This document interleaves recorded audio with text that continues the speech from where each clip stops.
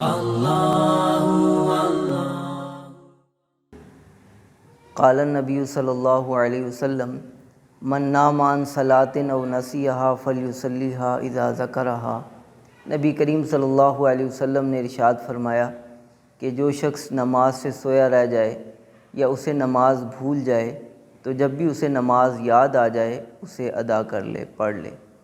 نبی کریم صلی اللہ علیہ وسلم ایک مرتبہ سفر میں تھے۔ آپ صلی اللہ علیہ وسلم نے راستے میں پڑاؤ ڈالا اور کچھ آرام کا ارادہ فرمایا۔ بلال رضی اللہ تعالیٰ عنہ کو نگہبانی کے لیے مقرر کر دیا۔ بلال رضی اللہ تعالیٰ عنہ کو بھی نگہبانی کرتے کرتے نیند آ گئی، اور جب صبح بیدار ہوئے تو نبی کریم صلی اللہ علیہ وسلم نے وہاں سے کوچ فرمایا اور آگے پہنچ کر اس نماز کو قضا کیا۔ تو آپ صلی اللہ علیہ وسلم کی عادت شریفہ بھی یہی رہی ہے کہ جب نماز رہ گئی ہے تو بعد میں اس کو قضا کیا ہے۔ غزوہ خندق کے موقع پہ بھی آپ صلی اللہ علیہ وسلم کی 4 نمازیں رہ گئی تھیں، آپ صلی اللہ علیہ وسلم نے ان کو بعد میں قضا کر لیا۔ اور آپ صلی اللہ علیہ وسلم نے فرمایا کہ نیند میں کوتاہی نہیں، کوتاہی تو بیداری میں ہے کہ انسان وقت کو ٹال دے اور دوسرا وقت داخل ہو جائے۔ جان بوجھ کر نماز قضا کرنا بہت بڑا گناہ ہے۔ بہرحال جس سے کوتاہی ہوئی ہو اسے چاہیے کہ ان نمازوں کو قضا بھی کرے تاکہ اس کا ذمہ صاف ہو جائے۔ ہم اللہ تعالیٰ سے اس حالت میں ملاقات کریں کہ ہمارے ذمے کوئی نماز نہ ہو۔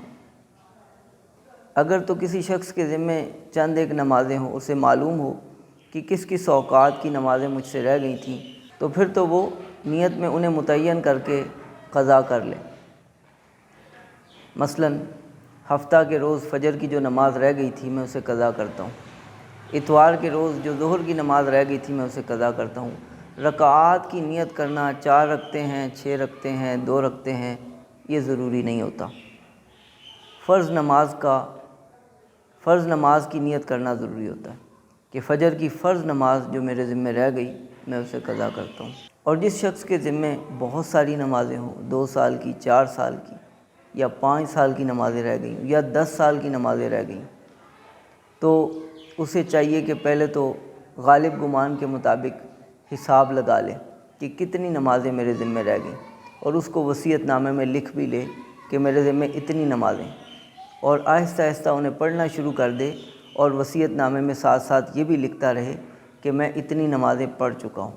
اگر خدا نخواستہ پڑھتے پڑھتے درمیان میں میری موت آ گئی تو بقیہ نمازوں کا میری طرف سے فدیہ ادا کر دیا جائے۔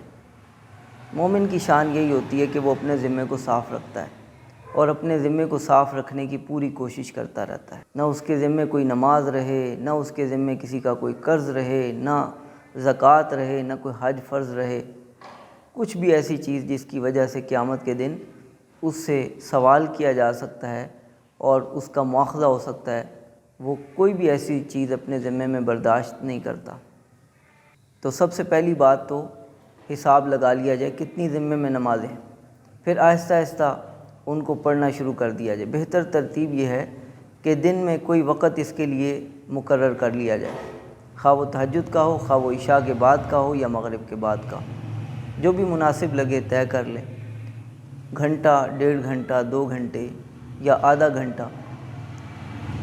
آدھے گھنٹے میں اور 40 منٹ میں آپ 2 دن کی نمازیں قضا کر سکتے ہیں۔ کس طرح سے؟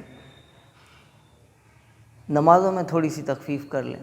ایک تو پڑھنے فرض ہیں، سنت اور نوافل نہیں پڑھنے، صرف فرض پڑھنے، اس میں بھی تخفیف کر لیں۔ ثنا نہ پڑھیں، سبحانک اللہم و بحمدک، اعوذ باللہ بسم اللہ سے شروع کریں۔ رکوع کے اندر تسبیح 1 مرتبہ، سجدوں میں بھی تسبیح 1 مرتبہ۔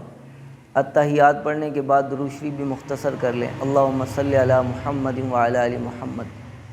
تو اس طرح سے آپ 15 سے 20 منٹ کے درمیان بآسانی ایک دن کی نمازیں قضا کر سکتے ہیں، کیونکہ صرف فرض پڑھنے ہیں اور وتر بھی ساتھ، 3 وتر بھی پڑھنے ہیں، 20 رکعتیں بنے گی، تو 20 رکعتیں تقریباً 15 سے 20 منٹ میں پوری ہو جائیں گی۔ اس طرح سے جلد از جلد اپنی قضا نمازوں کو ادا کرنے کی کوشش کریں اور اپنے ذمے کو صاف کرنے کی کوشش کریں، تاکہ جب اللہ تعالیٰ سے ملاقات ہو تو ذمے میں نماز نہ ہو، قیامت کے دن سب سے پہلا سوال نماز کے بارے میں ہوگا۔ اگر نمازیں پوری نکل آئیں تو انشاءاللہ باقی اعمال بھی پورے نکل آئیں گے۔ جو بندہ نماز کا اہتمام کرتا ہے اور نماز کو پوری محافظت کے ساتھ پڑھتا ہے، اللہ تعالیٰ اس کے باقی اعمال کو بھی ٹھیک کر دیتے ہیں، اللہ تعالیٰ اس کے اخلاق کو بھی ٹھیک کر دیتے ہیں، اللہ تعالیٰ اس کے معاملات کو بھی درست فرما دیتے ہیں۔ لیکن یہیں پہ محافظت اور اہتمام نہیں ہوتا، اس وجہ سے اعمال میں، معاملات اور معاشرت میں بھی کوتاہی رہ جاتی ہے۔